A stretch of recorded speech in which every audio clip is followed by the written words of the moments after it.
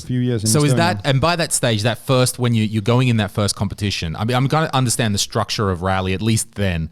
Like there was a team set up and you came into the team, or how does it get formed? Or are you paying for the car, or? Usually you have to find money. Yeah, that's You've got to thing. find money. Okay. It's a bit different. Where does the money actually come from?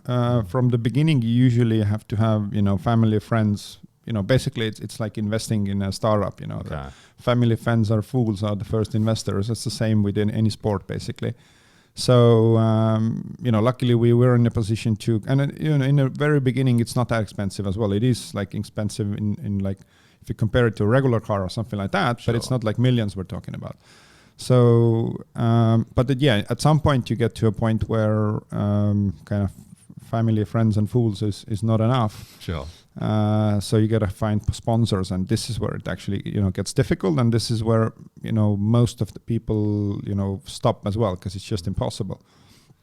And I think the steps are super deep. Like the first few steps are quite easy because they don't require that much money, and nowadays you can drive a buggy or run a cross cart or whatever you have.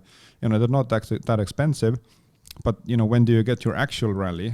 Then the steps are going to be super huge. So money is a big issue in this sport. So how did you make that leap to getting that? Did you get some sponsors on board?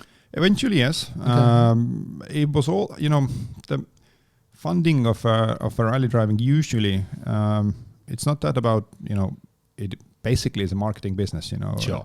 Everything that happens in WRC is basically marketing of the car brands.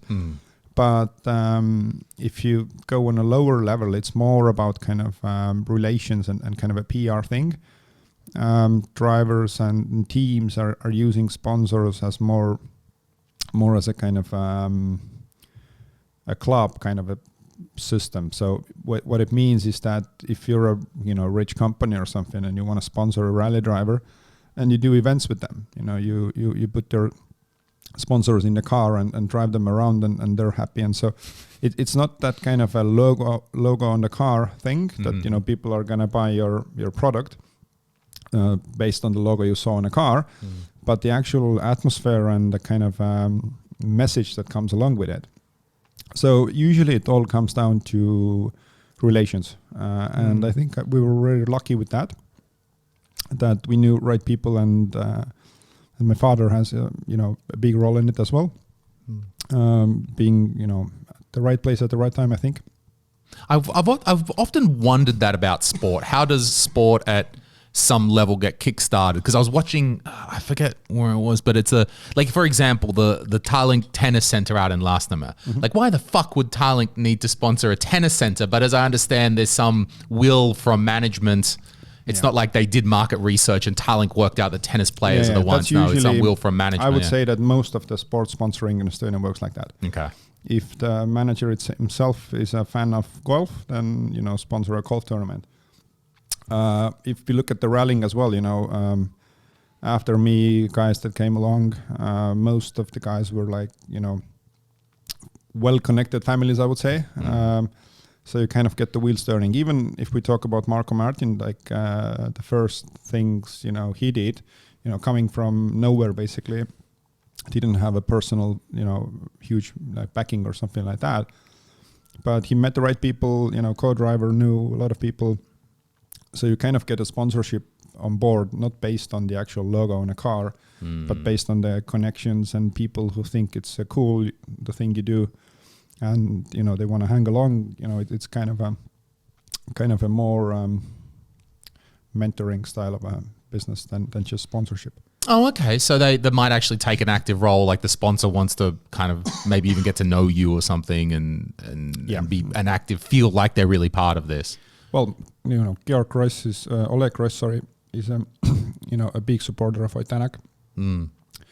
No much of a reason. I don't believe that people are actually going to buy more stuff from Gross's shop thanks to Oitanak. Sure. But Oleg just likes the thing he does, and his son is driving as well. Okay. So you started off because I mean, at least as I said, the best I know of your history was just looking at some official results, because I could see a bunch. It was, first of all, it said you're in a Lada, At first, Yeah. was this the early Rallycross stuff or Yeah. something? Usually people started with the Ladas because back in the days, Okay, yeah.